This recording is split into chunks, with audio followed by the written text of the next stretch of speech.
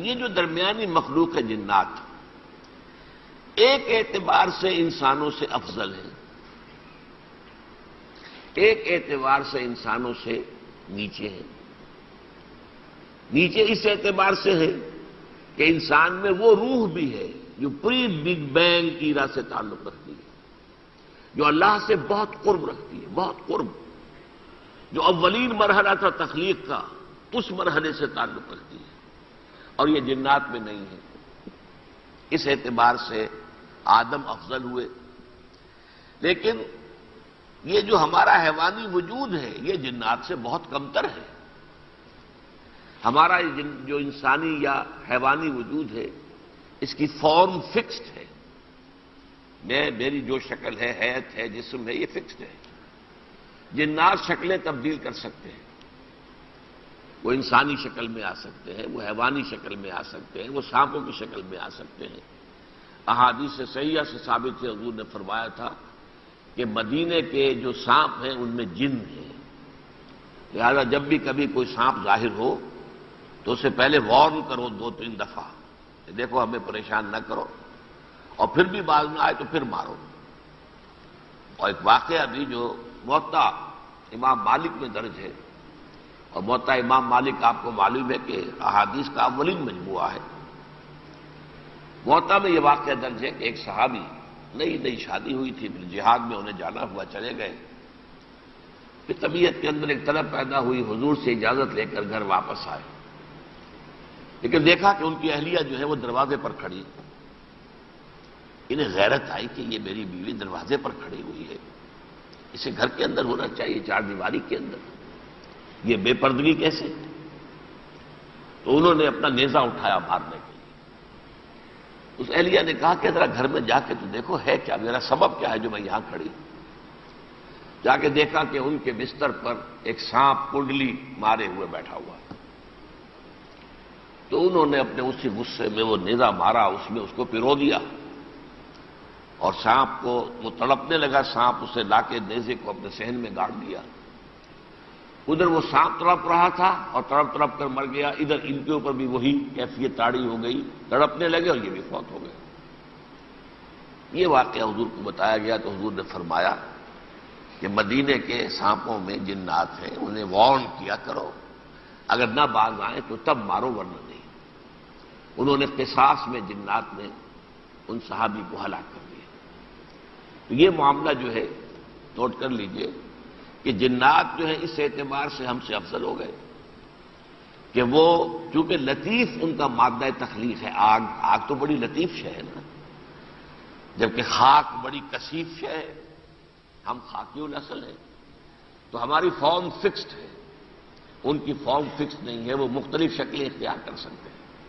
افرأیت من اتخذ الہہ ہواہ، یہ آیت اس سے پہلے بھی آ چکی ہے، اب پھر آ گئی ہے۔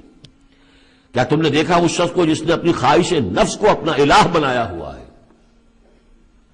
بہت اہم ہے یہ، دیکھیے میں نے گنوائی تھی آپ کو اس 8 سورتوں کے مجموعے میں 4 تو وہ ہیں جو بڑی ایک ترتیب کے ساتھ جو توحید عملی کو بیان کیا۔ توحید عملی کیا ہے؟ اللہ کی بندگی، اپنی اطاعت کو اس کو خالص کرتے ہوئے، صرف اسی کی اطاعت، اس کی اطاعت سے منہ موڑ کر کسی اور کی اطاعت یا مخلوق میں سے کسی کی اطاعت ایسے معاملے میں جس میں خالق کی پھر معصیت لازم آ رہی ہے، یہ شرک ہے۔ توحید یہ ہے کہ تم اعبد اللہ مخلصا لہ الدین، اللہ کی بندگی کرو، عبادت کرو، اس کے لیے اپنی اطاعت کو خالص کرتے ہیں۔ اسی کا ایک داخلی رخ ہے، دعا اللہ سے کرو لیکن مخلصین لہ الدین، پہلی بات سورہ زمر میں، دوسری سورہ مومن میں۔ اب اللہ ہی کی دعوت، توحید کی دعوت لوگوں تک پہنچاؤ۔ ومن احسن قولا ممن دعا الی اللہ وعمل صالحا وقال اننی من المسلمین، اور اس کا جو ذریعہ ہے، میڈیم ہے اس دعوت کا، وہ قرآن ہے۔ لہذا سورہ حمیم سجدہ میں 6 جگہ قرآن کی عظمت کا بیان، اور یہ کہ دعوت جو ہے اس کی مرکزی مضمون۔ اس دعوت کے نتیجے میں جو لوگ آئیں، ملے، جڑے، جمع ہوں، طاقت بنے، اور پھر وہ باطل کے غلبے کو ختم کر کے اللہ کے دین کو غالب کرے، یہ ہے اقامت الدین، یہ مرکزی مضمون ہے سورہ شورى کا۔ تو توحید عملی فرد سے لے کر اور پورے اجتماعی نظام تک ان 4 صورتوں مکمل ہو گئی۔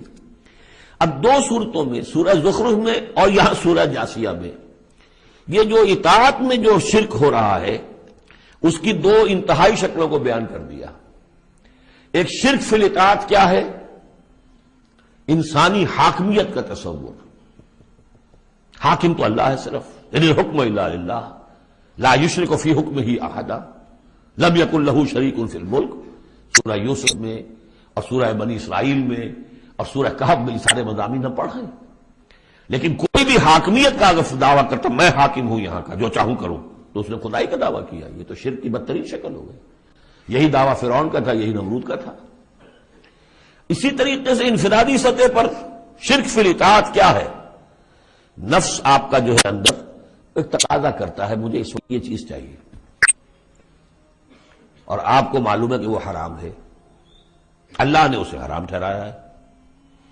نفس میں فرض کیجئے جنسی خواہش ابھری ہے، حلال ذریعہ اس وقت آپ کے پاس کوئی نہیں ہے، بیوی موجود نہیں ہے یا شادی نہیں ہوئی آپ کی، نفس زور لگا رہا ہے، آپ نے کوئی حرام راستہ اختیار کر لیا. کیا مانی ہوئے کہ آپ نے نفس کی اطاعت کی ایک ایسے کام میں جو اللہ نے منع کیا ہوا. تو آپ کا معبود کون ہوا؟ نفس. چاہے آپ لا الہ الا اللہ کا ورد کر رہے ہوں، لیکن اگر خواہش نفس کی اطاعت کر رہے ہیں اس چیز میں کہ جو اللہ نے حرام کر دی. ہاں خواہش نفس، بھوک لگی ہے کھاؤ، حلال چیز کھاؤ. بالکل جان پر بن گئی ہے تو ٹھیک ہے، صرف جان بچانے کے لیے حرام شے بھی کھا سکتے ہو، لیکن وہ جب کہ جان پر بن گئی، ورنہ نہیں، عام حالات میں نہیں. اب یہ کہ اللہ تعالیٰ نے جو خواہش ہے، جنسی خواہش ہے، شادی کرو، نکاح کرو، لیکن حرام ذریعے سے نفس کا کوئی تقاضا پورا کیا تو اس کے معنی کیا ہوئے؟ تمہارا معبود اب نفس ہے. اور سورہ زخرف میں شرک فی الاطاعت اس کی جو بلند ترین شکل ہے ریاست کی سطح پر حاکمیت غیر اللہ، اللہ کے سوا کسی کی حاکمیت کا اقرار. ان دونوں کے مابین جو ہے اب فل ان دی گیپس اس میں مختلف جو ہیں وہ آپ خود بھی قیاس کر کے ان کو پر کر سکتے ہیں. افرأیت من اتخذ الہہ ہواہ واضلہ اللہ علی علم. کیا تم نے غور کیا اس شخص کی حالت پر کہ جس نے اپنی خواہش نفس کو اپنا معبود بنا رکھا ہے اور اللہ نے اسے گمراہ کر دیا ہے اس کے علم کے باوجود؟ عالم بہت بڑا ہے، بہت بڑا سائنسدان ہے، لیکن یہ کہ اس ساری سائنسدانیت جو ہے اس کے نتیجے میں ایمان اسے نہیں مل رہا ہے. گویا کہ ختم اللہ علی قلوبہم وعلی سمعہم وعلی ابصارہم، اللہ نے وہ مہر لگا دی ہے ان کے اوپر کہ پوری کائنات دیکھ لی، چھان لی، پھٹک لی، پھر بھی اللہ نظر نہیں آیا. یہ ہے مہر. علی علم، بڑے بڑے سائنسدان، بڑے بڑے، اور لیکن یہ کہ اللہ نظر نہیں آتا ہوں. وہ ختم، دیکھیے وہی الفاظ آگے آ گئے، وہ ختم علی سمعہ وقلبہ وجعل علی بصرہ غشاوہ. اللہ نے اس کے دل پر مہر لگا دی، اس کے دل پر، اس کی سماعت پر اور اس کے آنکھوں پر پردہ ڈال دیا ہے. فمن یہدیہ من بعد اللہ، تو اب اللہ کے اس فیصلے کے بعد اب کون اسے ہدایت دے سکتا ہے؟ افلا تذکرون، تو کیا تم نصیحت حاصل نہیں کرتے؟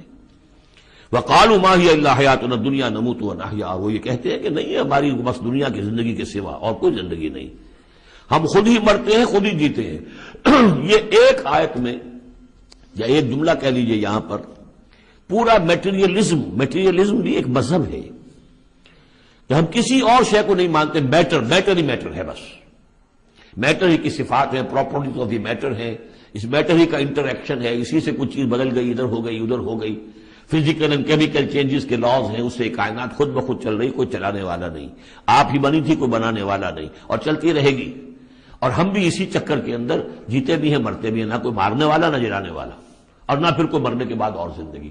یہ ہے میٹیریلزم. اس کی بہت سے پھر سمجھیے شیڈز ہیں، ایمپیریسزم ہے، لاجیکل پازیٹیوزم ہے، یہ سب فلسفے اس میٹیریلزم کی شاخیں ہیں. وہ کیا کہتے ہیں؟ وقالوا ما هي الا حیاتنا الدنیا نموت ونحیا وما یہلکنا الا الدہر. ہمیں ہلاک کرتی ہے صرف یہ دہر کی گردش، زمانے کی گردش سے ہلاک ہوتے. کوئی ہلاک کرنے والا اللہ نہیں ہے، کوئی فرشتہ نہیں ہے جو آ کر جان قبض کرتا ہو. وما لهم بذلک من علم، حالانکہ ان کے پاس کوئی علم نہیں ہے، کوئی ذریعہ نہیں ہے کہ جس سے ان باتوں کو یہ جان سکے. انہم الا یظنون، وہ تو صرف ظن سے کام لے رہے ہیں، گمان ہے، اٹکل پچو ہے. وَإِذَا تُتْلَىٰ عَلَيْهِمْ آيَاتُنَا بَيِّنَاتٍ، اور جب انہیں پڑھ کر سنائی جاتی ہے ہماری روشن آیات، مَا كَانَ حُجَّتُهُمْ إِلَّا أَن قَالُوا ائْتُونَا الا ان قالوا تو بآبائنا ان کنتم صادقین، تو ان کی دلیل تو بس یہی ہوتی ہے ایک، اچھا اگر کہتے ہو کہ بعد سے بعد الموت ہو تو ہمارے آباء و اجداد کو زندہ کر کے ہمیں دکھا دو، ہم مان لیں گے کہ ہمیں بھی اٹھا لیا جائے گا، ان کنتم صادقین اگر تم سچے ہو۔ قل اللہ یحییکم، کہیے کہ میں نے کبھی دعویٰ نہیں کیا کہ میں زندہ کر دوں گا، اللہ زندہ کرے گا تمہیں، ثم یمیتکم ثم یحییکم، اسی نے تمہیں زندہ رکھا ہے اور اس نے تمہیں زندہ کیا ہے، پہلے بھی تم ایک، اب یہ جو حضرات آئے ہیں ان کی سمجھ میں یہ بات نہیں آئے گی کہ پہلے بھی ایک زندگی اور ایک موت ہم گزار کر اس دنیا میں آئے ہیں۔ قل اللہ یحییکم ثم یمیتکم، پھر وہ تمہیں مارے گا، ثم یجمعکم الی یوم القیامہ، اور پھر تمہیں جمع کرے گا قیامت کے دن، لا ریب فیہ، جس میں کوئی شک نہیں، ولکن اکثر الناس لا یعلمون، لیکن اکثر لوگ جانتے نہیں ہیں۔